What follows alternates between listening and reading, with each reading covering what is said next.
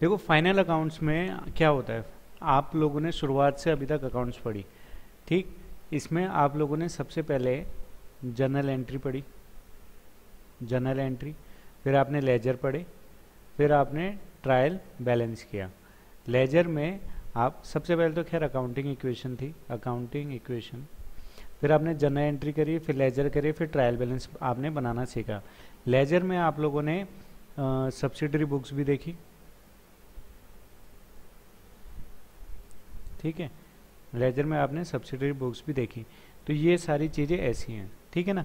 तो सबसे पहले क्या चलता है, जर्नल एंट्री, फिर लेजर, फिर ट्रायल बैलेंस, और इसके बाद आते हैं फाइनल अकाउंट्स। ये आ गए फाइनल अकाउंट्स, ठीक है। इसके बाद आपके बुक में ये सेकंड बुक में आते हैं, पर मैं इनको अभी एक साथ करा रहा हूँ क्योंकि अभी अभी आपने ये तीनों कर लिए हैं, general entry, ledger, trial balance कर लिए हैं, तो ये तीनों भी आप अभी इजीली कर दोगे, ठीक है ना, इसमें दिक्कत नहीं आएगी, इसलिए मैं अभी करा रहा हूँ। अदरवाइज आपकी बुक में आगे चैप्टर अभी और भी हैं, तो उनको मैं ये फाइनल अकाउंट कराने के बाद कराऊंगा, ठीक है। तो general entry, ledger, trial balance आ गया। अब इसके बाद हम करेंगे फाइनल अकाउंट। तो फाइनल अकाउंट के अंदर तीन चीज़ें आती हैं। सबसे पहला है ट्रेडिंग अकाउंट, दूसरा है पीएनएल अकाउंट। पीएनएल अकाउंट होता है प्रॉफिट एंड लॉस अकाउंट, ठीक है। और तीसरा आती है हमारी बैलेंस शीट, यानी कि बीएस, बैलेंस शीट, ठीक। तो अभी तक हमने क्या क्या पढ़ा, अकाउंटिंग इक्वेशन पढ़ ली, general entry, ledger, trial balance, फिर ट्रेडिंग, पीएनएल, बैलेंस शीट। ये तीनों की ये सारे के सारे ना एक साथ चलते हैं, पर आपकी एनसीईआरटी की बुक में थोड़ा आगे पीछे करके हैं, ठीक है ना। तो ये सेकंड बुक में आते हैं फाइनल अकाउंट, और फर्स्ट बुक में अभी ट्रायल बैलेंस के बाद आपका बीआरएस होगा, फिर बीओई होगा, फिर डेप्रिसिएशन होगा, ऐसे करके चैप्टर हैं। तो उनमें तब तक आप भूल जाओगे ये सारी चीज़ें और ये, तो इसलिए मैं इन सबको एक साथ करा रहा हूँ। ये मेरा अपना तरीका है, हर किसी का तरीका अपना अलग अलग होता है, तो वैसे कोई जज मत करना कि सर सर मैं एक आपने बात गलत बताऊं, है। हाँ, सबसे बढ़िया तरीके से बता रहा हूँ, पता है क्यों? जनरल एंट्री पढ़ी, लेजर पढ़ा, ट्रायल बैलेंस पढ़ा, फिर ट्रेडिंग, पीएनएल और बैलेंस शीट पढ़ी। ये सारे के सारे ये सेकंड बुक के चैप्टर हैं, ठीक है ना। तो पर ये मैं अभी इसी के ट्रायल बैलेंस के साथ ही करा रहा हूँ, क्योंकि इसी के साथ आपको बहुत अच्छे से समझ में आएंगे। ये मेरा तरीका है, मेरा पर्सपेक्टिव है। हो सकता है कोई और बोलेगा कि इतनी जल्दी कराने की ज़रूरत नहीं है, बट इस पर मेरा कोई वो नहीं है, ये मेरा तरीका है। मेरे को लगता है ऐसे में आपको जल्दी समझ में आ जाएगा, क्योंकि मैं आपको शुरुआत से पढ़ा रहा हूँ। अब आज का हमारा टॉपिक है ट्रेडिंग अकाउंट, ठीक है ना। ट्रेडिंग अकाउंट में क्या होता है, तो ट्रेडिंग अकाउंट आज का हमारा पहला टॉपिक, ट्रेडिंग अकाउंट, ठीक है। तो ट्रेडिंग अकाउंट कुछ इस तरीके से बनता है। अभी इसमें कौन कौन सी चीज़ें आती हैं वो हम देखेंगे अभी बाद में। सबसे पहले ट्रेडिंग अकाउंट होता है क्या है ये पता कर फाइनल लेते हैं। अकाउंट क्या है? फाइनल अकाउंट ये है कि मतलब जो लास्ट में बनने वाले अकाउंट हैं, सब कुछ करने के बाद हमें तीन अकाउंट बनाने पड़ते हैं, ट्रेडिंग अकाउंट, पीएनएल अकाउंट और बैलेंस शीट। ये तीनों फाइनल अकाउंट हैं, ठीक है ना। फाइनल अकाउंट के अंदर ये तीनों आते हैं, इनके अलावा और कोई अकाउंट नहीं बनाए जाते लास्ट में, ठीक है। और ये तीनों अकाउंट 31 मार्च को बनाए जाते हैं, लास्ट डेट पे, ओके। 31 मार्च, 31 मार्च या 30 मार्च? हाँ, मतलब नहीं 31 30 को मार्च। या 31 को? क्यों, 30 भी तो होती है किसी महीने में। 30 कौन से महीने में होती है, मार्च, मार्च तो 31 ही आती है। अच्छा, सिर्फ मार्च ही में होता है ये? हाँ, क्योंकि 31 मार्च को ही अच्छा। होगा, या फिर 31 दिसंबर होगा, अगर फाइनेंशियल ईयर वो अलग अलग यूज़ कर रहे हैं। 1 जनवरी वाला है तो 31 दिसंबर पे ख़त्म होगा, और अगर 1 अप्रैल वाला है तो 31 मार्च पे ख़त्म होगा। तो अब यहाँ पे बात आती है ट्रेडिंग अकाउंट क्या है। ट्रेडिंग अकाउंट क्या है, देखो अगर आप कोई एक बिजनेस स्टार्ट कर रहे हो, ठीक है। आप मान लेते हैं जो यहाँ पे एसव है, एसव बिजनेस कर रहा है वॉच बनाने का, इसका वॉच का बिजनेस है, ठीक है ना। तो और ये पहले वॉच बनाता है फिर उसको बेचता भी है, इसका काम पूरा वो है। तो जितना भी इस वॉच को बनाने के लिए खर्चा आ रहा है, ध्यान से सुनना, जितना भी इस वॉच को बनाने के लिए खर्चा आ रहा है वो सारा का सारा आता है ट्रेडिंग अकाउंट में, ठीक है। इस वॉच को बनाने के लिए जितना भी खर्चा आया वो सारा आता है ट्रेडिंग अकाउंट में। अब इससे आप ये समझ सकते हो किसी भी चीज़ को बनाना है तो वो सारा खर्चा, उससे रिलेटेड सारा खर्चा ट्रेडिंग अकाउंट में जाएगा। अब वॉच को बनाने के सर लिए क्या क्या खर्चा आएगा, हाँ बोलो। मतलब सर अगर तो अब ट्रेडिंग अकाउंट में हम सबसे पहले ये देखते हैं कि किसी भी सामान, अब जैसे एशव है वॉच का बिजनेस करता है, तो उस वॉच के बिजनेस में उसे एक वॉच को बनाने के लिए जितना भी खर्चा लग रहा है वो सारा ट्रेडिंग अकाउंट में आएगा। सबसे पहले वॉच बनानी है तो वॉच बनाने के लिए क्या क्या लगेगा, रॉ मटेरियल लगेगा, ठीक है ना भाई। सोना चांदी, अगर सोने चांदी की बनाएगा तो सोना चांदी, स्टील की बना रहा होगा तो स्टील की, सुइयाँ भी लगेंगी, सेल भी लगेंगे, वो सारी चीज़ें। तो वो सारी चीज़ें रॉ मटेरियल में आ गई। रॉ मटेरियल में आने के बाद भाई उसको किसी मशीन में भी तो डालेगा, है कि नहीं है। तो मशीन में डालेगा या कुछ भी करेगा तो उसके लिए इलेक्ट्रिसिटी या बिजली का बिल कुछ तो आएगा ही। तो लाइटनिंग का खर्चा जो भी है वो सब भी इसके ऊपर इस वॉच को बनाने के लिए आएगा। अब वो अपने आप तो बनेगी नहीं, कोई ना कोई लेबर उसको बनाएगा ही बनाएगा, तो लेबर के भी जो खर्चे आते हैं वो, ठीक है। फैक्ट्री में अब ये हो सकता है इसके लिए अलग से कुछ और परचेज भी करे सामान, तो परचेज वो भी आ गई, ठीक है। और उसको करने के बाद हो सकता है, तो ये सारी चीज़ें हम जब एक वॉच बनाएगा तो उसके ऊपर जितना भी खर्चा आ रहा है ये सारे खर्चे लगाने के बाद ये एक वॉच हमारी बनके तैयार हो गई। अब इसको हम बेच सकते हैं। अब जब मार्केट में हम इसको बेचेंगे, ठीक है ना, तो इस मान लेते हैं इस वॉच को बनाने में 10 रुपये लग गए, तो ये मार्केट में जब इसको बेचेगा ये कम से कम 50 रुपये तक की तो बेचेगा, बोलेगा भाई 50 रुपये की तो मेरे को चाहिए ही चाहिए, है ना। तो 10 रुपये इसको बनाने में लग गए हैं और बेच कितने में रहा है, 50 रुपये में, यानी कि 40 रुपये का प्रॉफिट। तो ये 10 रुपये में क्या क्या चीज़ें हैं भाई, 10 रुपये में रॉ मटेरियल भी है, लाइटनिंग भी है, लेबर चार्ज भी है, परचेज और कोई इसने छोटा मोटा इसके लिए सामान खरीदा होगा, वो सारी चीज़ें मिला के कितना बन रहा है, 10 रुपये बन रहा है।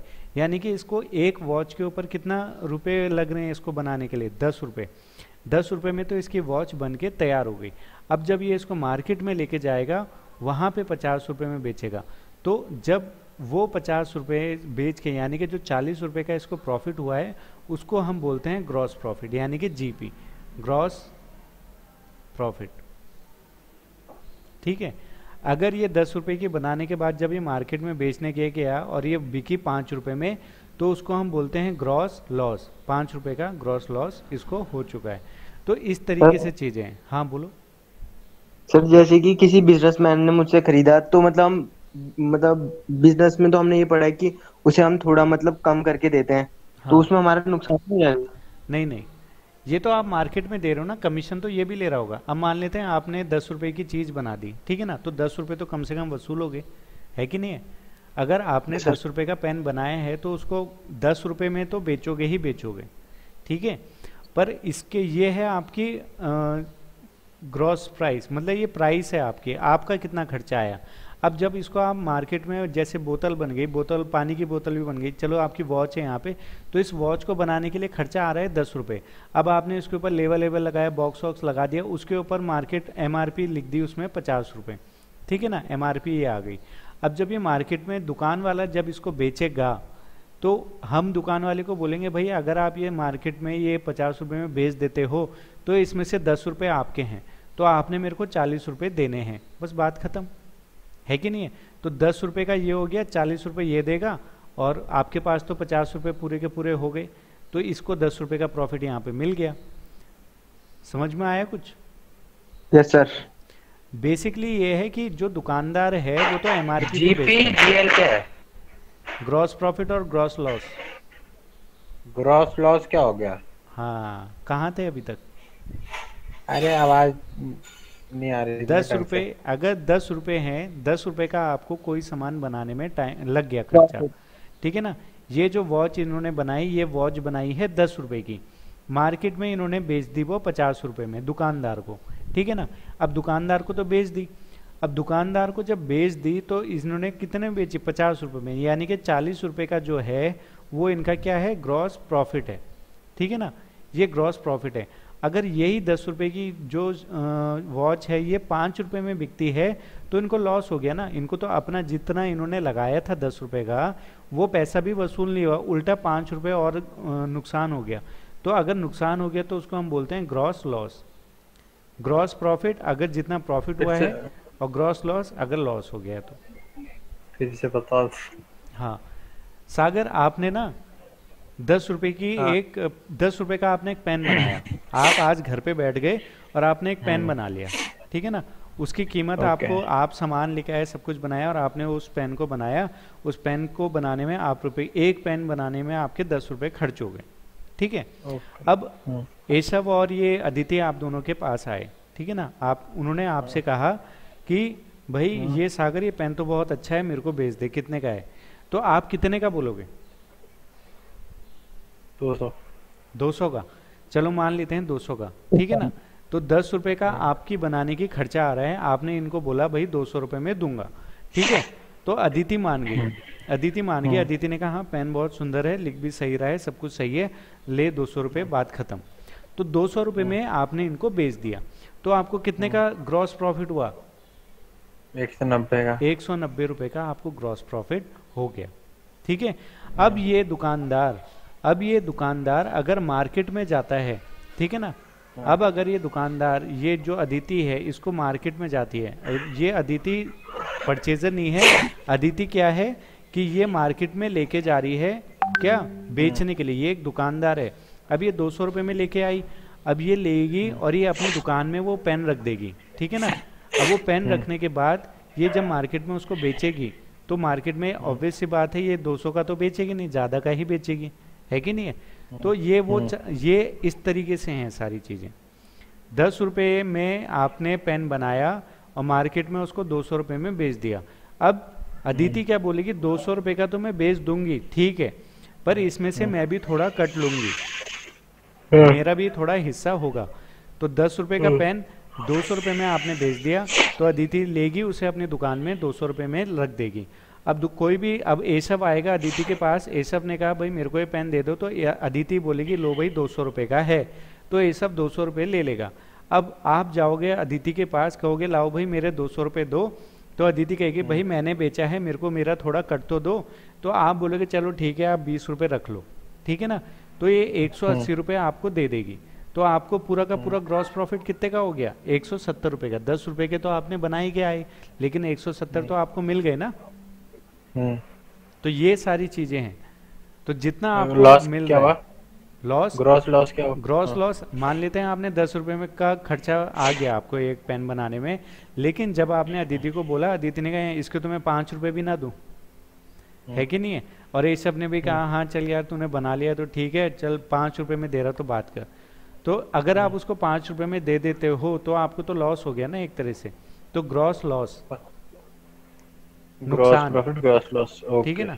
अगर आपको फायदा हो रहा है उसको हम ग्रॉस प्रॉफिट बोलते हैं, अगर आपको लॉस हो रहा है तो उसको हम लॉस बोलते हैं, ग्रॉस लॉस बोलते हैं। ट्रेडिंग की बात चल रही है अभी। ट्रेडिंग में ये है, ये एक्चुअल प्रॉफिट नहीं है।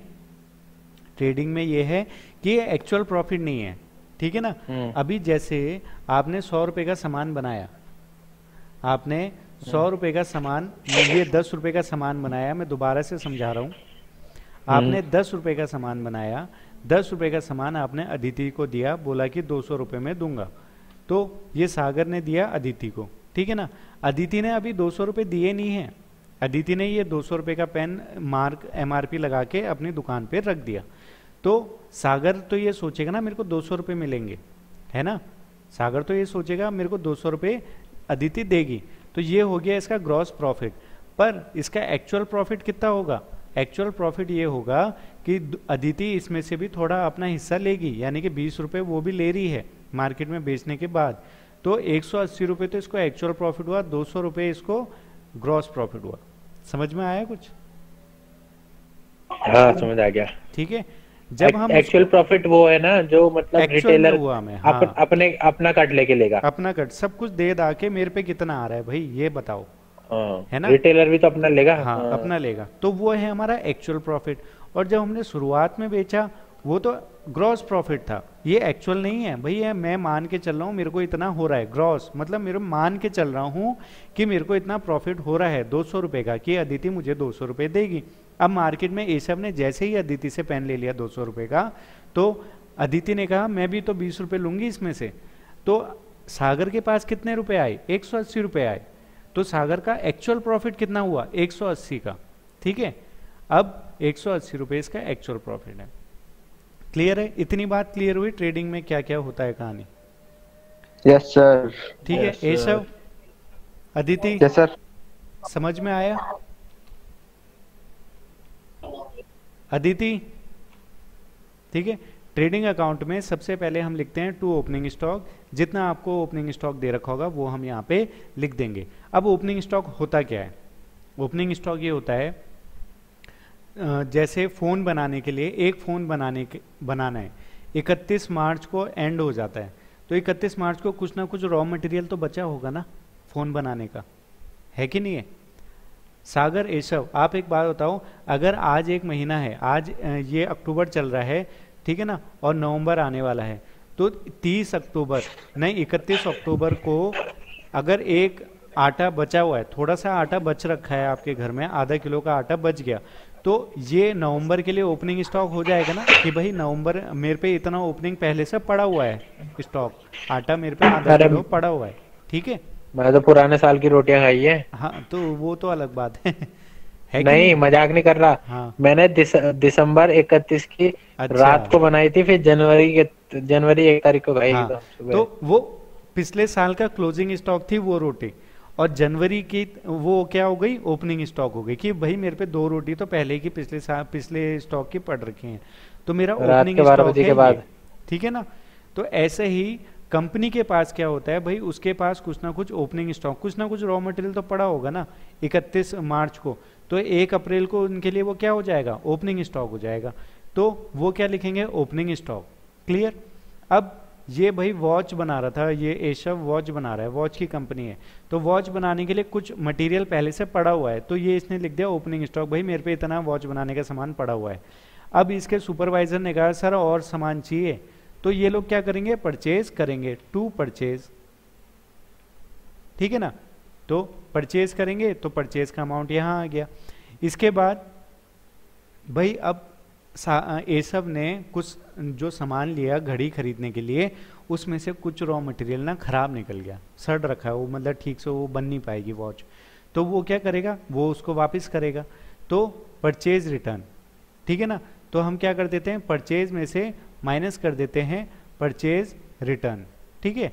तो जितना भी आंसर आएगा, या हमने परचेज लिखी, परचेज रिटर्न हम माइनस कर देंगे, तो टोटल जितना आएगा वो यहाँ मान लेते हैं 10 रुपये का खरीदा था, 5 रुपये का बर्बाद आ गया, तो 5 रुपये टोटल यहाँ पे हमने यहाँ लिख दिए। इतना क्लियर हुआ ना? फिर से बताओ। ठीक है ना। एक वॉच बनाने के लिए ओपनिंग स्टॉक तो समझ में आ गया, पिछले साल का था, इस साल आ गया।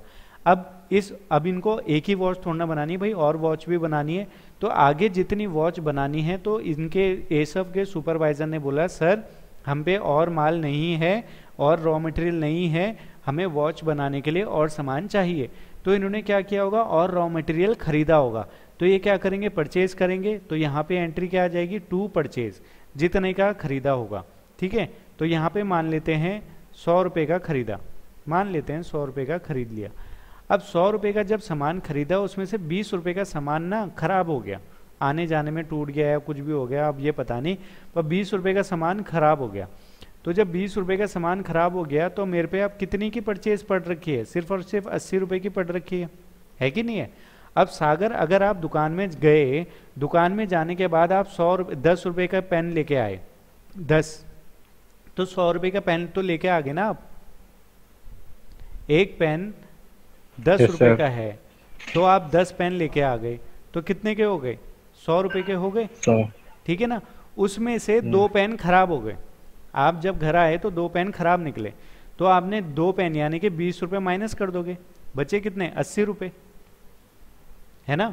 तो अब आपके पास कितने रुपए के पेन पड़े हुए हैं, 80 रुपए के पेन पड़े हुए हैं ना, सिंपल है, बेसिक लॉजिक है। तो वहां यहाँ पे भी यही है, यहाँ पे क्या है, परचेज आपने 100 रुपए की करी, एसब ने 100 रुपए की परचेज करी, रॉ मटेरियल जो भी खरीदा इन्होंने, उसके बाद उसमें से 20 रुपए का सामान खराब हो गया, तो अब मेरे पे कितने का सामान पड़ा हुआ है, 80 रुपए का पड़ा हुआ है, तो मैंने यहाँ एज इट इज लिख दिया।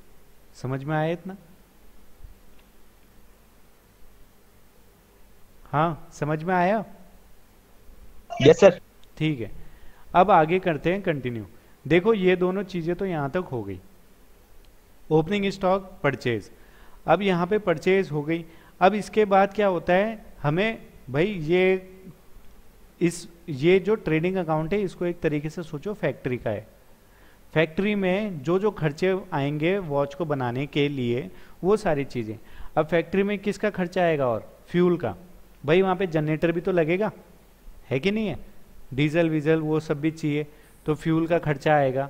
टू लाइटनिंग, भाई वहाँ बल्ब भी लगे होंगे तो लाइटनिंग का खर्चा भी आएगा। टू वेजेस, भाई वहाँ पे मजदूर भी होंगे तो मजदूरों को वेजेस दिहाड़ी दी जाती है तो उनको वेजेस भी देनी है। तो ये सारी चीज़ें हमने उनको दे दी, ठीक है। तो ये सब देने के बाद हमारे पास ये सारा सामान आ गया। अब भाई हम इसको मार्केट में बेचेंगे। अब देखो एक वॉच, इन सबको करने के बाद हमारी वॉच बन जाएगी। भाई ओपनिंग स्टॉक में जितना था वो और जो हमने परचेज किया वो सारा का सारा हमने उससे क्या किया, मिक्स कर दिया, सामान बनाया। उसमें क्या क्या और खर्चा आया, भाई तेल का भी खर्चा आ गया, लाइटनिंग, भाई बिजली चाहिए थी, मजदूर ने अपनी दिहाड़ी ले ली और उन सब ने मिला के एक वॉच बना दी, ठीक है। अब उसके बाद आता है, अब क्या करेंगे, अब उसको बेचेंगे, यानी कि यहाँ पे आएगा बाय सेल। तो बाय सेल अब जितनी की भी बेचोगे वो यहाँ पे हम लिख देंगे। अब लिख तो देंगे। अब सोचो जब एसब ने मार्केट में वॉच निकाल दी, ठीक है ना, दुकानदार को देने के लिए, तो इसने दुकानदार को 100 वॉच दे दी, उसमें से 2 वॉच खराब निकल गई, तो वो क्या करेगा, सेल रिटर्न कर देगा भाई, है ना। तो माइनस कर देंगे सेल रिटर्न, ये माइनस सेल रिटर्न हो गई, ठीक है। सर आवाज नहीं आ रही थी सर, वो 80 के बाद जो आपने बोला, क्योंकि वो हो गया था ना। कहाँ ये सेल तक आ गए थे? नहीं सर, मैं परचेज, ये नहीं ऊपर लिखा 20-20, ठीक है। हाँ। तो इसके बाद ना वॉच को बनाने के लिए और कौन से खर्चे आते हैं, फ्यूल का खर्चा आता है। फ्यूल मतलब जो जनरेटर में डीजल लगेगा, ये सब चीज़ें मशीनों को चलाने के लिए थोड़ी फ्यूल की ज़रूरत पड़ती है, तो वो फ्यूल। इसके बाद वहाँ पे लाइटनिंग का खर्चा आएगा, मजदूरों को वहाँ पे वॉच बनानी है तो उसका खर्चा आएगा वेजिस का, तो ये वेजिस भी वो दे देंगे। लाइटनिंग भाई बल्ब भी तो लगाओगे, अंधेरे में थोड़ा बनेगी, तो लाइटनिंग का खर्चा आएगा, फ्यूल का खर्चा आएगा, मजदूरों को दिहाड़ी देनी है वो दिहाड़ी का खर्चा आएगा। तो ये सारी की सारी खर्चे आएंगे। तो उसके बाद एक वॉच बन जाएगी। उसके बाद हम क्या करेंगे, सेल करेंगे। अब सेल जब हमने करी तो हमने सेल के अमाउंट यहाँ लिख दी। अब एसब ने 100 घड़ियाँ बेची, सेल करी, उसमें से 20 घड़ियाँ 20 घड़ियाँ जो हैं वापस आ गई। तो 20 घड़ियों का जो भी अमाउंट होगा वो हम माइनस करके यहाँ बाहर लिख देंगे। अगर मान लेते हैं सागर आप हो, आपने 100 रुपये का सामान बेच दिया अपनी दुकान से, वहाँ से वो आंटी आ गई वापस कि ये बेटा ये 2 चीज़ें ख़राब हैं, तो आपको पता चल गया कि भाई 20 रुपये की चीज़ है, तो आपने 20 रुपये का वापस कर दोगे 20 रुपये, तो आपकी सेल कितने की हुई, 80 रुपये की हुई ना। 100 रुपये का आपने सामान बेचा, 20 रुपये का सामान आपके पास वापस आ गया, तो आपकी सेल तो 80 रुपये की हुई, है कि नहीं। और जो फिर ये जो हमको उसको वापस करना होगा जो मैन्युफैक्चरर को, ना वो होलसेलर को, वो यही तो है, होलसेलर यही तो है। इसने आपसे खरीदा ना, आपने सेल कर दी ना, आपने बेच दिया, ये ट्रेडिंग अकाउंट। अभी हम ये अभी अगर हम दुकानदार हैं, दुकानदार, हाँ, अभी हम दुकानदार की तरफ से नहीं सोच रहे हैं, हम सोच रहे हैं फैक्ट्री वाले की तरफ से। तो फैक्ट्री वाले ने वो घड़ियां दे दी दुकानदार को, तो दुकानदार आया वापस, दुकानदार ने कहा भाई ये 20 घड़ियां खराब हैं, तो उसने वापस कर दी। तो आप वो 20 घड़ियों का पैसा वापस कर दोगे, और जो एक्चुअल में सेल हुई है, आपकी एक्चुअल में सेल कितनी हुई वो यहाँ पे लिख दोगे, है कि नहीं। मतलब वही कह रहे हो ना, हाँ, वही कह रहे हो ना आप। जैसे अगर कोई कंज्यूमर है, वो उससे 100 रुपए वाली घड़ी ले लेता है, मतलब 100 रुपए की घड़ी बोलो, मान लो 100 रुपए के बिस्किट ले लेता है, 2 पैकेट बेकार थे 10-10 वाले, ठीक है, 10-10 के 2 पैकेट खराब थे, वो बोलेगा भाई ये 2 पैकेट खराब है, आप पैकेट पकड़ो, 20 रुपए वापस दो, 80 आ गए। अब वो बोलेगा भाई ये ले, वो बोलेगा ला मेरे 100 रुपए का है, जो होलसेलर आएगा मेरे 100 रुपए दे, वो बोलेगा भाई ये 80 रुपए है, 20 रुपए के बिस्किट तू ले जा और 80 रुपए में से अब मेरा कट भी दे, वो 20 रुपए ले लेगा, और तब जो एक्चुअल प्राइस होगा वो जाके 60 आएगा ना, क्योंकि दो तो खराब निकले। हाँ, वो खराब निकले, पर अभी हमने वहां तक नहीं जाना, अभी बस हमने ट्रेडिंग अकाउंट में देखना है फैक्ट्री वाला। फैक्ट्री वाले ने वो कंफ्यूज हो रहा था ना, तब बोला मैंने। नहीं, फैक्ट्री वाला क्या करेगा, अपना सामान बेचेगा, उसको उसमें अगर कुछ आ जाता है वापस तो वो माइनस कर देगा और यहाँ पे वो अमाउंट आ जाएगा। इसके बाद यहाँ पे आता है क्लोजिंग स्टॉक, तो यहाँ पे आ जाएगा बाय क्लोजिंग स्टॉक। इसके बाद जो भी बच जाएगा वो भी आपको क्वेश्चन में दे रखा होगा, यहाँ पे आप इसको लिख दोगे। बस यही है आपका ट्रेडिंग अकाउंट, इतना ही आएगा, ठीक है। इनके अलावा और कोई चीज़ नहीं आती। और एक चीज़ दिमाग में बांध लो, ये by sale, sale return, by closing stock, ये एज इट इज़ आते ही आते हैं, ये कभी चेंज नहीं होंगे। चेंज होंगे तो ये होंगे, हो सकता है उसमें फ्यूल ना दे रखा हो सकता है उसमें लाइटनिंग ना दे रखी हो सकता है उसमें वेजेस ना दे रखी हो, इन तीनों में से हो सकता है तीनों ही दे देंगे तो आप तीनों लिखोगे, कि कोई एक चीज़ लिखे तो आप कोई एक चीज़ ही दोगे। तो ये ऐसा है, क्लियर है।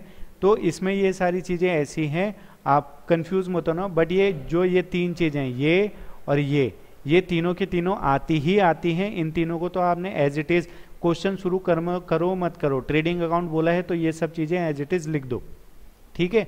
और क्वेश्चन जैसा बोला जाएगा वैसी वैसी आपने उसको करना है। आज मैंने बस आपको ओवरव्यू दिया है ट्रेडिंग अकाउंट, इसके अभी मैं क्वेश्चन कुछ नहीं करा रहा हूँ, बस आपको ओवरव्यू दिया कि भाई ट्रेडिंग अकाउंट होता क्या है, बनता कैसे है और क्या क्या चीज़ें उसमें आती हैं। कल हम इसका एक प्रॉपर क्वेश्चन करेंगे ताकि आपको और अच्छे से समझ में आ जाए। कल की क्लास मिस मत करना।